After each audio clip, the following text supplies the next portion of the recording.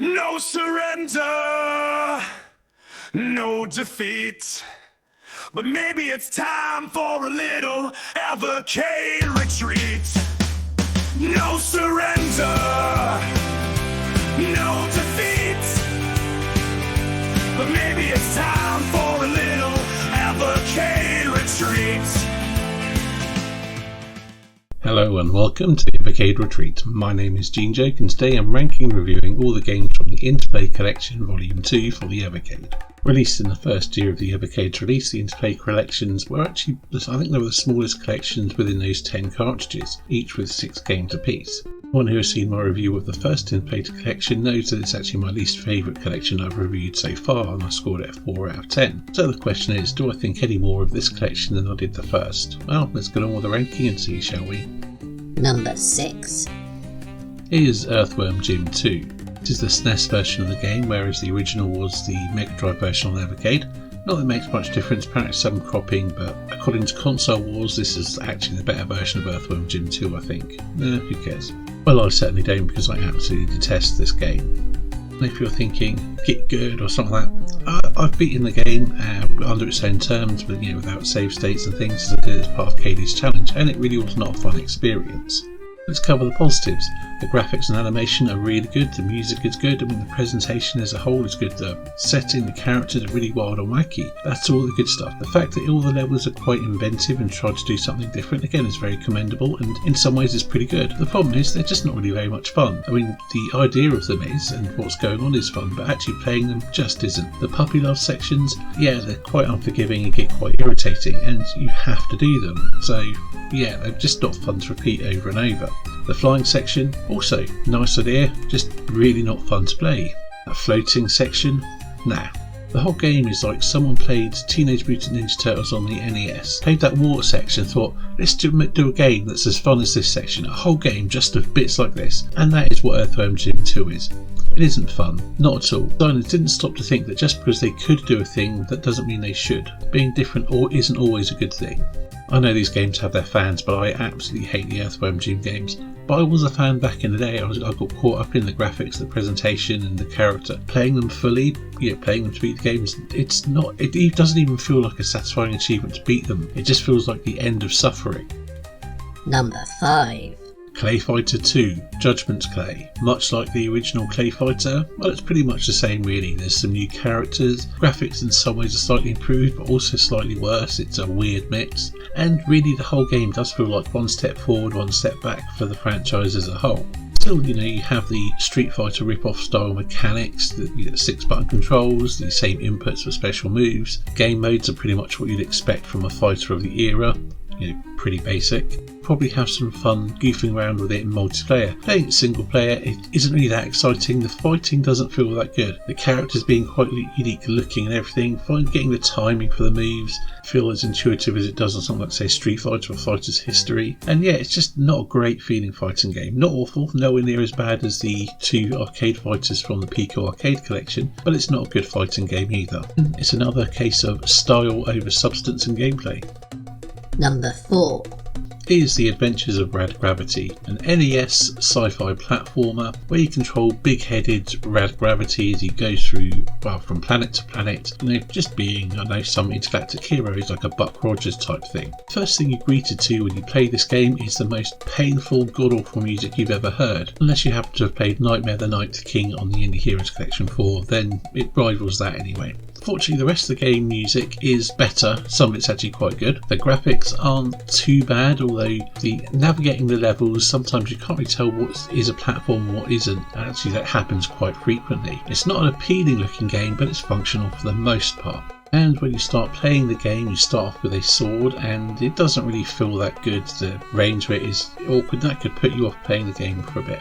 Once you get upgrades to getting the gun, it does get a bit better, but you still got slippery controls, some annoying enemies and movements, like there's in these caves, you've got these bat things. I thought they were ghosts at first, but I think they're supposed to be bats, and they sort of grab you and pull you up, but you can jump and headbutt ceilings so you get them off you, which is handy. Thanks to a string of consonants mentioning that little tip. That sentence doesn't make any sense to you. Don't worry, if you know, you know. But aside from the flaws and things, I actually find, maybe it's the subject matter, I've always been a sci-fi fan, but I actually find myself quite enjoying the adventures. There's a little bit of exploration on the levels, and I say once you get the gun it becomes more enjoyable. It is rough around the edges, which is why it's ranked 4th on the list, but I did end up quite enjoying it to an extent. I know I had to persevere to kind of really get started with it, and there are times when it tested my patience, but yeah, it's not a bad little game if you can persevere with it. Number 3. Claymates. This is a Super Nintendo platform game where you control a blob of clay, or a boy that's become a blob of clay, and you collect other blobs of clay and transform into various animals. It's a very cute, child-friendly platformer with charming but almost blandly charming graphics and music. That's me just not finding it very appealing on the aesthetic and music front. I mean, it's okay, it's nice, I see what they're going for. It just sort of lacks a bit of style or personality, it just feels very generic. That side, it's a pretty good platformer, that although the levels are very large and maze-like, there's a lot of exploration to do, so various hidden bits and things as well. See, I'm not usually that keen on platform games that require a lot of exploration and investigating, but there are times that can be fun, and I think it works quite well in this game. Can't call it anything other than a pretty average platformer. Really, I mean, it's so sort of average or middle of the road, it doesn't really inspire much in the way of feelings from me. It's perfectly acceptable. Number 2. The Brainies. This is a puzzle game for the Super Nintendo. You control some coloured ball-like things that are essentially like the M&M's mascot, and you have to guide them through the levels and place them on a square or a circle with the relevant colour on them. The thing is, they can only move in one direction at a time, and they will keep moving that direction until they hit a wall or an obstacle or an arrow that changes their direction. Actually, the puzzles are based around navigating the maps for the level and getting them to the end. Rather strict time limits complicate things, although on some levels there are time extenders you can get which kind of make things a lot easier, but they're not on every level, and sometimes that can complicate the solution to the puzzle in getting them. So which do you get? Really, this game benefits from being on the arcade because you have save states. Normally it runs on a live system, so failing levels too many times you've got to start over, but on the arcade you can save at the beginning of a stage and just work through it. I do highly recommend that, because even though the puzzles start out fairly simplistic and they won't take you too long to work them out, and once you get a feel for it you'll find you'll be powering through some levels quite easily. They do really start to ramp up in difficulty and become quite brain teasery. The graphics and sound and music are all fine, nothing special, but for a puzzle game like this they don't really rely on graphics, do they? And I just found it a very compelling puzzle game, and yeah, I really enjoyed it, which is why it's second on the ranking. Number 1.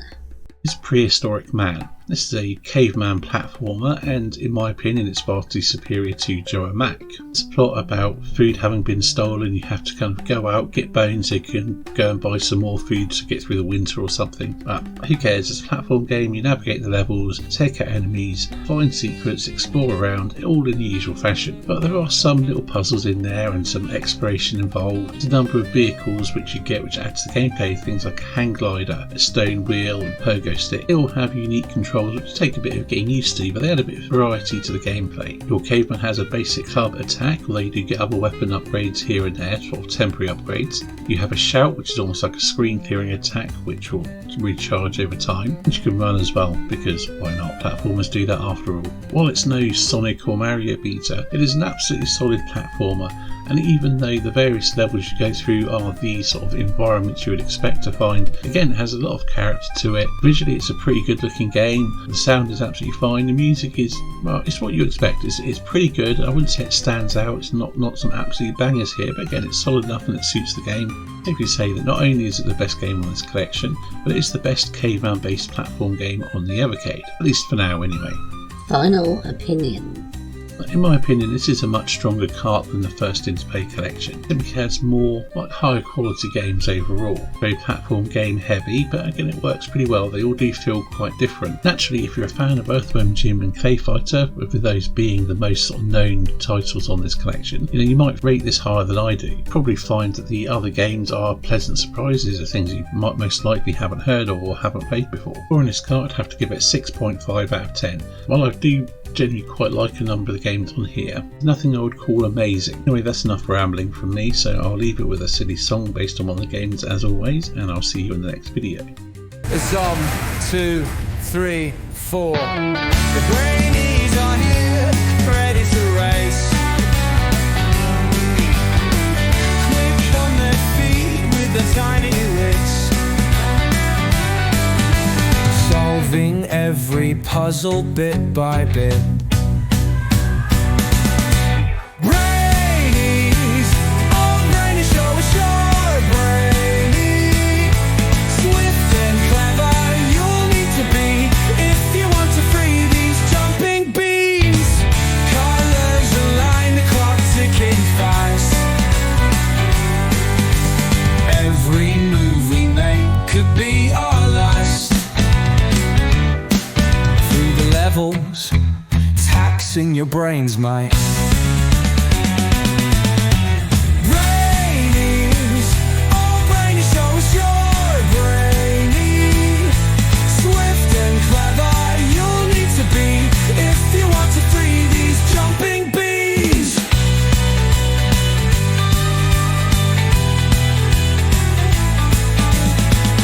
Colors align, the clock ticking fast. Every move we make could be our last. Through the levels, taxing your brains, mind. Brainies, oh brainy, show us your brainy. Swift and clever you'll need to be if you want to free these jumping bees. Think fast, don't hesitate. Every second counts, it's your fate. Guide the brainies, make them soar. Unlock the secrets, find the core. Brainies, oh brainy, show us your brainy. Swift and clever you'll need to be if you want to free these jumping bees. The brainies are Mexican jumping beans, not M&Ms.